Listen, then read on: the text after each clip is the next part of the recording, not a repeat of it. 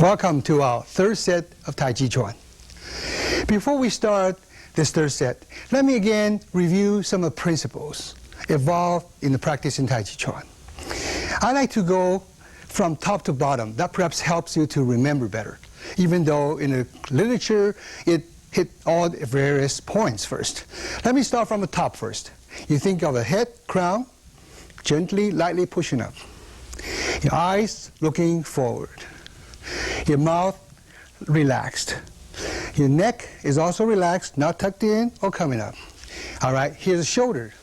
Drop the shoulders.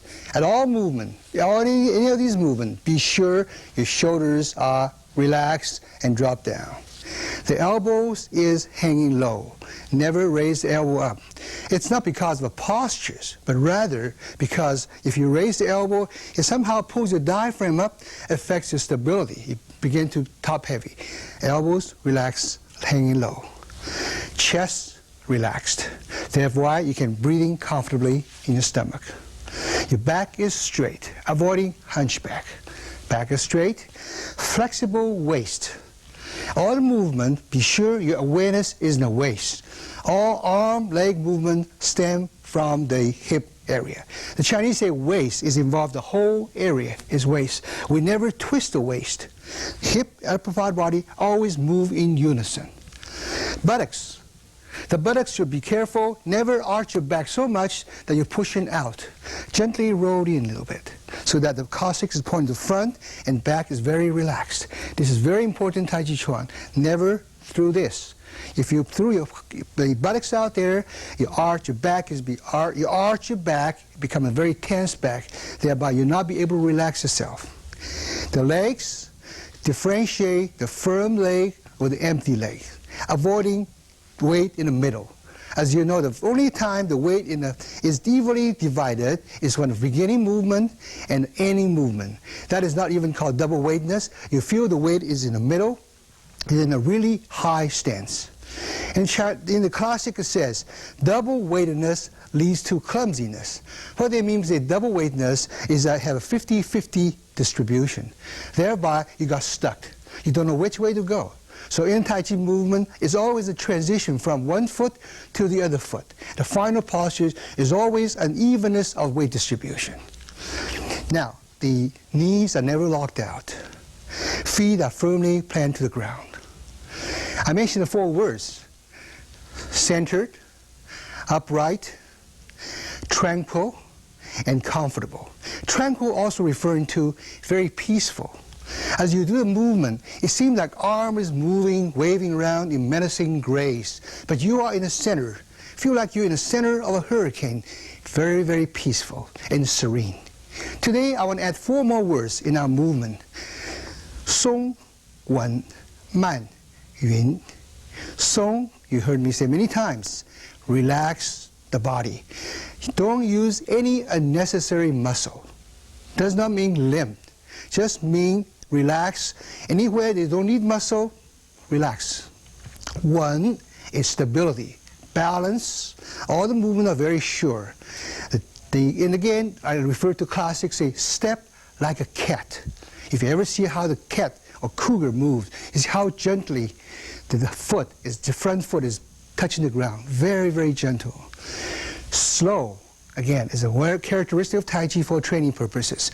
Slowness allows your mind to be aware of what's happening, or the movement. If you go too fast, your mind cannot actually direct the energy to the part of body, whichever part of body you want to be aware of. So by slowly, your mind can directing joint by joint to the part of your place you want it.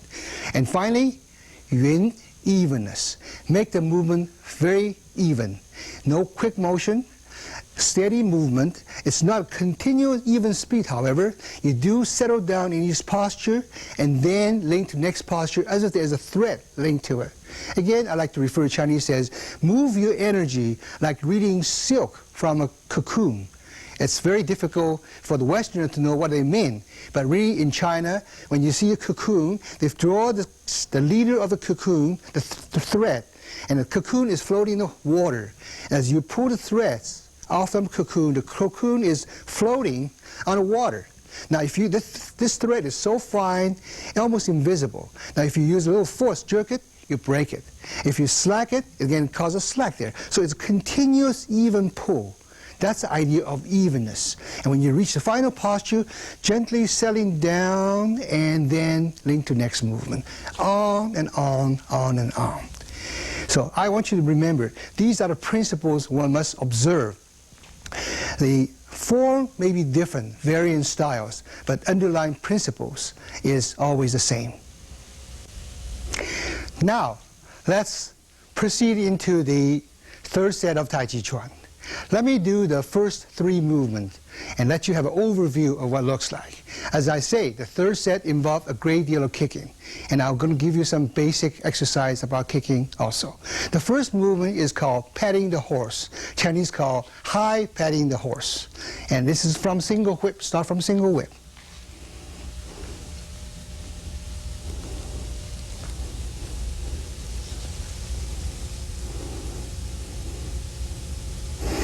The weight is the rear foot. The front foot lightly touch the ground. Now remember the yin and yang relationship. This foot, don't lift the heel too high up, thereby tense all your calf muscle. This is an empty foot, heel barely off the ground. All right, this is steps here. Again, one more time. Okay, release the hand, shift the weight back. Body is still turning 45-degree angle. Let the right hand move inside of ear. Now you balance on rear foot now. At this point, turn the hip forward. Notice everything happens simultaneously.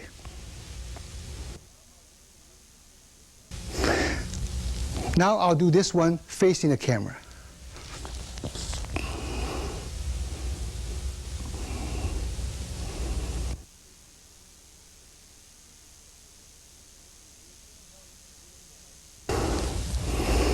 You may notice this is single whip. Single whip, watch my hand, rear hand, is 45 degrees to front. Don't go too far back there. His channel is still available right from this point. After the cloud hand and a single whip, now beginning, high patting the horse. Begin. Aware of your hip turning. Next motion.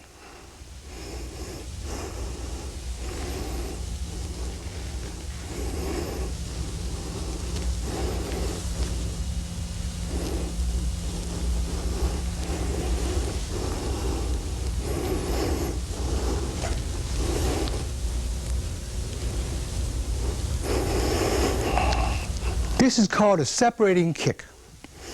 The kick, there are three types of kicks in Tai Chi Chuan. In the third set, we'll cover two kicks. The Chinese call separating feet. Separating feet, say the feet is straight up there. Notice the thigh, knee, calf, foot. It's like a wing of a bird. So your awareness of the thigh going forward, kicking. Now, as far as your arm is concerned, just like cross hand, moving down, wrist touching, moving up towards the neck, not cover your face at all, and then coming up, gently extending sideways. You might notice this right hand is facing a 45-degree angle. It's directly on top of the foot. Not this, but rather this. Also, you may notice the hand, there's two possibilities, right? Right hand outside or left hand outside. Just bear in mind, if the right foot is kicking, your right hand is outside, corresponding hand is outside. If your left foot is kicking, your left hand is outside. That is for martial art reason. It got much wider coverage. If hand's inside, notice the range of motion, it covers only half of a circle. That's the reason behind it. All right, let's go to the kick again. What I'm doing over here is after the high pat the horse, you know. Now, there's a step here. You step in here, you gotta lower your rear center of gravity by bending rear knee and landing softly. Facing the direction there, elbow hanging low, the front hand is eye level. Now, at this point, thinking of waist turning. Eyes follow that, circle back, don't look down, looking straight up there. Balance, this is how you balance yourself, okay? And now go there and kick. Body relax. Head pushing straight up, sinking down. Anytime you're looking down, you fall. And we finish kicking, put a foot down, balance yourself, bend the rear knee, and gently stepping out. That's a new step now. If you don't bend your rear knee, lower the center of gravity, the result will be this, landing very heavy. So therefore, we finish this kick, right toe kick, come down, and landing. As you kick the foot, your awareness, the final awareness, is the instep of your foot. This is a kick that probably aiming towards the groin area. It's a straight, very quick whipping kick into it. All right, so after the kick, we have a corresponding movement to the left side. Right toe kick, in, down. Aware of the waist, making a circular movement with both arms. Still, waist controls it. Coming back, wrist touching, body maintain balance, and kicking out. Coming back, place the foot behind.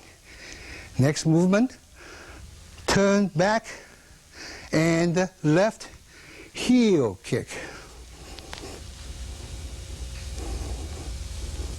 Let me do the side view. You can see what it looks like. This is very important in stepping. As you finish this kicking, put a foot directly behind, if you will, directly behind, ball of foot directly behind. Now, this turning is very challenging. As I mentioned before, even in your turning, you should differentiate the substantial and insubstantial, or yin and yang, as we Chinese would call them. Differentiate the solid foot, empty foot. Never turn both feet together. You might luck out on a very smooth surface, but try to work on a rug or a rubber mat or a beach, you fall apart. You got to always have maintain one foot solid, turn the foot. Watch my foot position here. I put the foot kicking, I place down about 2 foot distance. I shift way back, I turn, shifting, and I turn. See that? 1 foot at a time. I turn, I shift way back, I turn a hip. Don't turn a foot. Turn a hip, pivot on the heel, make the foot 45-degree angle. Now you shift way back, newer solid, the body automatically adjusts on the ball of a foot. Let the knee and thigh point in the direction where you're going to kick. Do slowly to gain stability.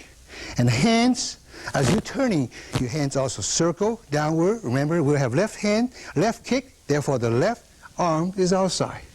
When you finish it, you should be all synchronized it, and then kicking out.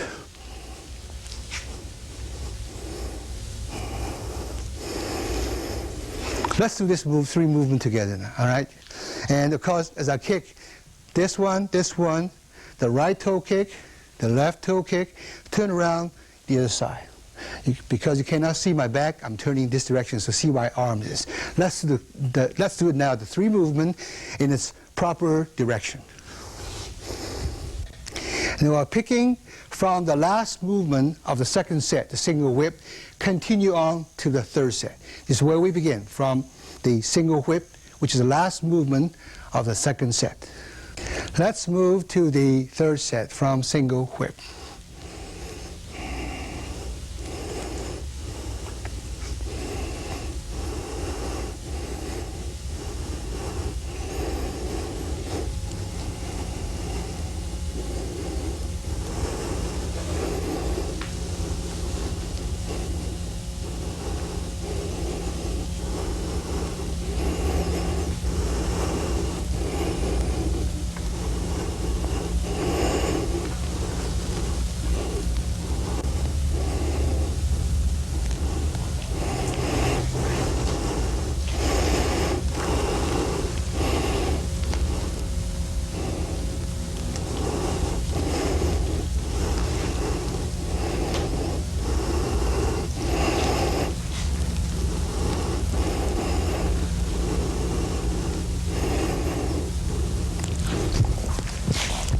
You may notice I did the right separating kick or toe kick, left separating kick, turn around with the left heel kick.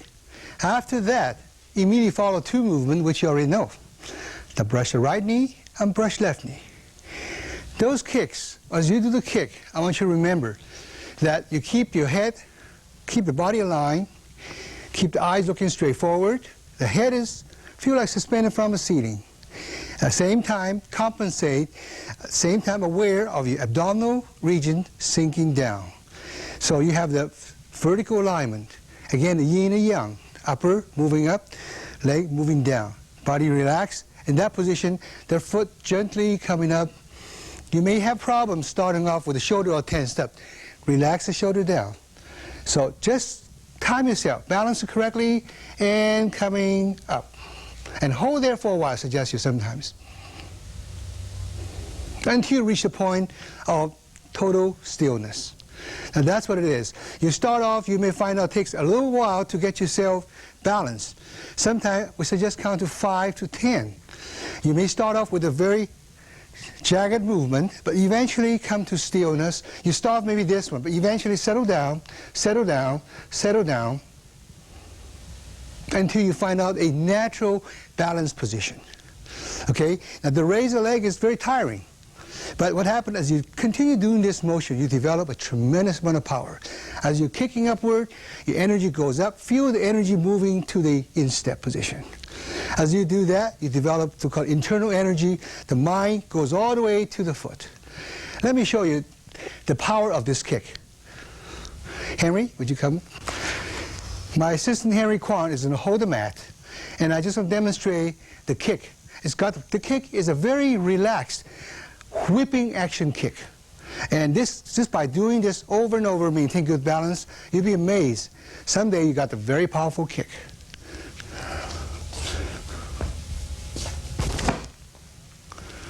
Sometimes you don't have to prepare.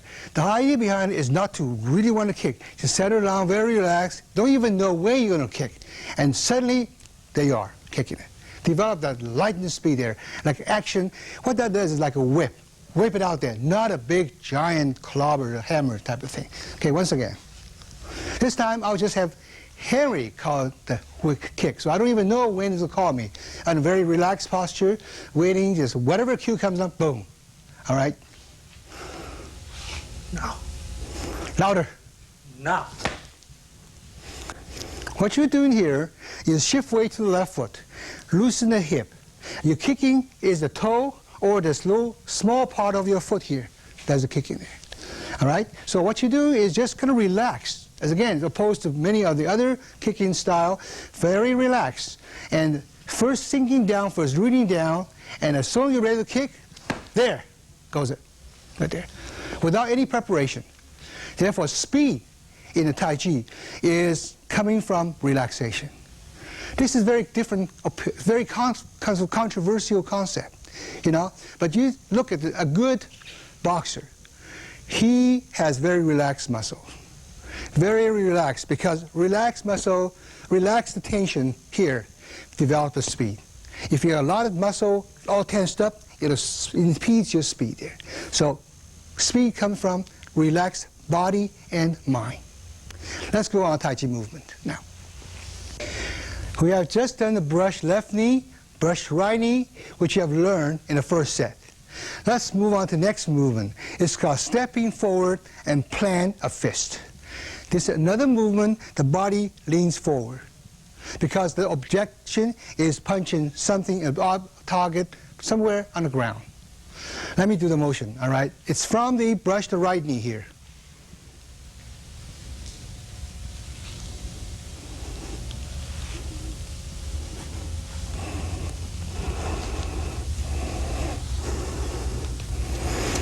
A plant of fist. Again, remember, wider stance. So if I'm facing you here, because of being lower, you get the stance a little bit wider. Again, weight transfer, face the front, the fist is from the side, moving to the front, sinking down, and punch in the center. Be sure your spine is still straight. Both shoulders, same level. Do not punch in this. All right, so in the front view, it looks like this. Shifting weight, turn hip, turn foot. Transfer weight forward. Balance first. All right, turn hip, stepping forward, fist is by the hip. Now, from rear foot, coming forward, forward, forward, forward, and planting the fist down. Your fist is, elbows relaxed, the fist is projected 45 degrees to the front. Okay, don't hunch back, don't looking down, looking somewhat in the front, about 6 or 7 feet in front of you. In martial arts sense, if you're looking too far down, you miss out what's going on in the front. So your eyes are looking projected forward, see what's happening in the front. Relax the chest. If your chest is too tense, it becomes this. Relax the chest. Breathing out, relax the chest, sinking down.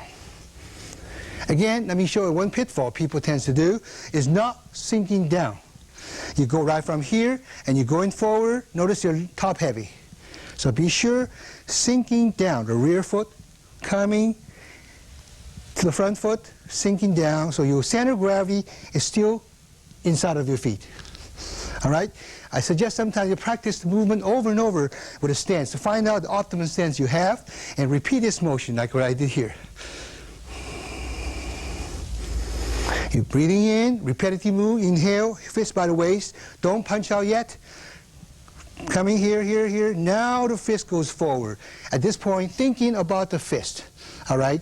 When I say thinking about a fist, it's very important.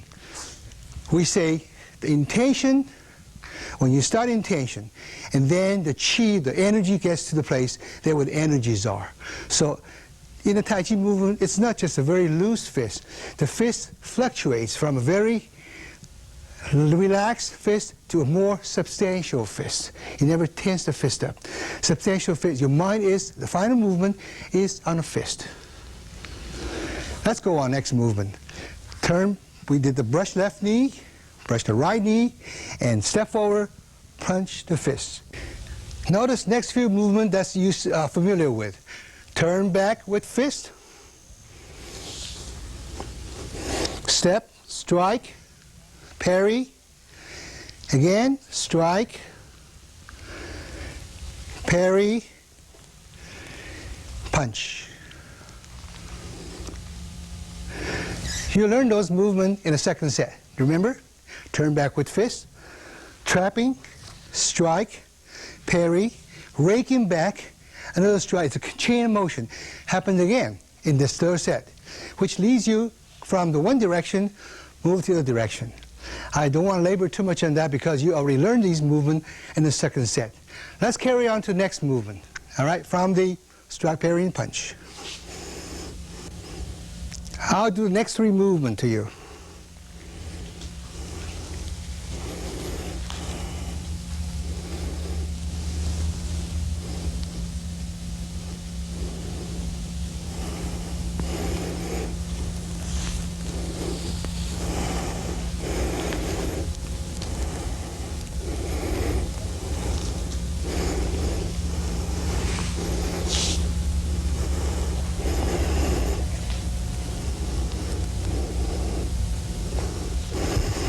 Next three movements involve first, shift weight back, turn body with a right heel kick. After that, the next two movements is called strike tiger left and strike tiger right. The kick, what I want to do here is as you shift in the punch position here, you shift weight, you turn hip, turn foot until the left foot is 45 degrees to facing the front, circle, balance yourself, and gently a right heel kick. Relax the foot down slowly. Plant the foot pointing to the stage there, to the wall. Then shift weight, step. Slowly, slowly, slowly, slowly. When the hand passing over the thigh, you change to fist and striking. If I do this in the front, and notice this left hand make a much bigger circle, much longer route until the front. This right hand is much slower. If we do both hands the same speed, we'll end up with the right hand reach the final destination while the left hand is still on its way up there. So you have to time yourself such that this right hand is slower. Show you. Step, slowly, slowly, slowly, holding fist. Slowly, slowly, they be all ended at the same time. Practice that over and over, okay? Right here, holding fist, looking to the front, you transfer it forward, both fists reach the final destination on the vertical line. Both fists, the fist is thumb is down, thumb is up. Body upright, again, if I'm facing you, it'll be this kind of position here, shoulders, hip in the same plane there. I'm showing this position, the fist position facing head on here. But in reality, remember, I made a kick, I strike the tiger left in that direction. Now I got a moving 180 degrees to this direction. Now remember, the strike tiger left and strike tiger right involve a bow and arrow stance, meaning the front foot is pointing to the front, rear foot is 45 degrees. So when you start from the position back here, strike tiger left, and to the strike tiger right, you got to get the footwork first. I'm going to do that. Please watch my footwork. I want to get my foot in position, and remember always, before you change the foot, you shift weight. When there's the foot when it's empty, you can allow to turn the hip and move the foot. If there's weight on it, it becomes very sluggish. You have to turn the foot. All the foot turning usually about the hip. Start from the hip, not independent foot movement. Here's very interesting. If you turn the foot, you can do this by itself. Now if you turn the hip, it goes with it. So therefore, don't turn the foot independently. You shift weight back, and you turn the hip, and the foot goes with it. This is the secret of turning. Now I will show you the movement from strike tiger left on this direction, moving to strike tiger right in the front direction. They are actually 180 degrees opposite to each other. I shift weight, there's no more in the front. I turn body slightly back, release the fist, two hands in the waist position. Now watch my foot, turning, turning, turning, turning until facing the front. I shift weight back. Front foot becomes light. I can raise the foot, gently stepping. Notice I'm balanced. Plant the foot lightly. Now, rear foot push. Body turning slowly, slowly. When the right hand passing over the knee, change to fist and transfer weight forward. All these movements, be sure you do it with the spine straight. Don't allow the shoulder to hunch up because your elbow is above the shoulder. This motion is very, very powerful because it's all hip motion. You can see that doing slowly, you do not realize the power involved. But if I go a little faster, notice all these movements have, all the fist movement is really from the waist. When you do this movement, you do have a firm fist. But do remember, the arms are really relaxed, very relaxed. It looks like this. It's all the hip motion strike into it. Very, very powerful motion. So don't stiff the arm, tense up the joints and so on. Let it swing by and hit it right there. Let's move on to the next few movements.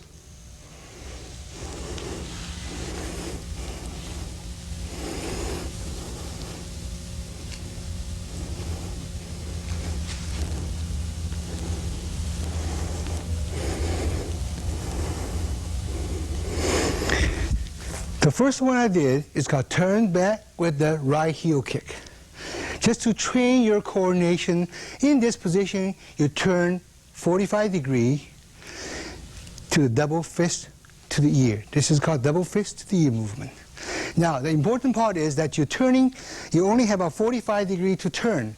You do pivot, keep the heel on the ground, and you allow the ball of foot off the ground slightly and turn and stop. From this direction, move to this direction. Your arm, at the same time as you turn, you folding inward with the palm facing up in a very circular movement, fingers about eye level. So you end up in this position. So this is pretty difficult to do, this movement, because you are making the change here. This is perhaps for training purposes. Now, I want you to settle down here, get this position ready for it. Balance first, thigh is level here. Now, thinking about knee, turn first. Balance yourself, lower your rear foot, landing softly. Now, at this point, holding change to fist, rear foot push forward, and rotate the arms until the fist is about your temple high. Double fist to the ear. Drop the hands down. The first part of dropping is your knee dropping. Dropping, landing, holding fist, moving to the side, rotating, and now transfer forward. Breathing out, settle down, motion. Eyes looking forward. Double fist to the ear.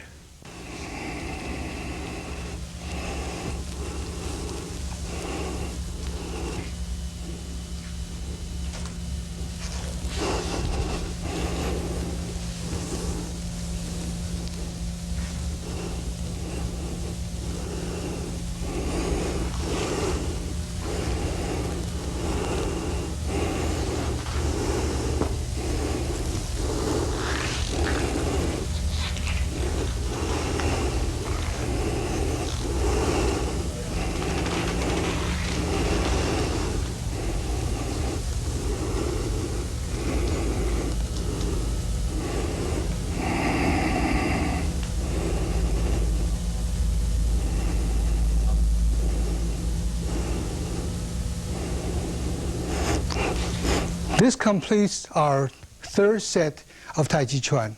As you may see, it's all involved kicking. A very short sequence, it's most demanding in a set. Let us now do the whole complete third set together, complete set without interruption. Would you follow me, please?